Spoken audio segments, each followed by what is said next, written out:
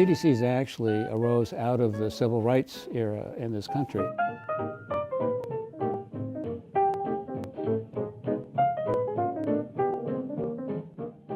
We were part of an ethos, a culture and a time in American history when we thought change was just right around the corner and imminent. The CDCs were a way to rally people, the local community, raise capital, and invest in the various enterprises in that area. The first CDCs were in African American communities like Bedford-Stuyvesant in Brooklyn, New York. There were Native American CDCs, there were CDCs in Appalachia. The Boothbay Region Fishing Cold Storage, in my mind, was an important beginning for CEI. Our first major investment in 1979. Stevenson-Magnuson Conservation Act had just been passed in 1977, and so that was creating an opportunity for Maine's undeveloped fishing industry to take a look at developing processing facilities, freezer facilities, and returning value to the state, which was actually not being tapped into.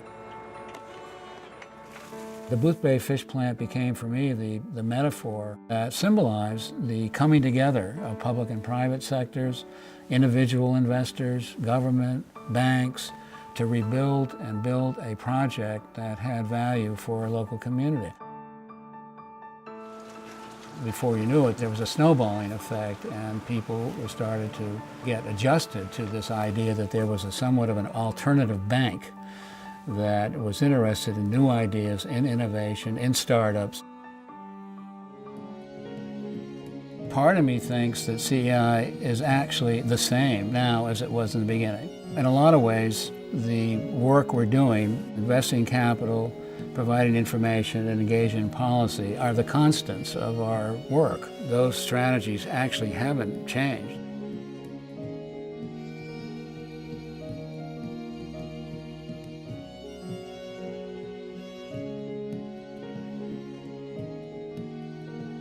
For the future, we hope to continue down the path of not only practice doing these projects and making investments, bringing private capital to bear on the change we want to see, but also where there's some scalable impact.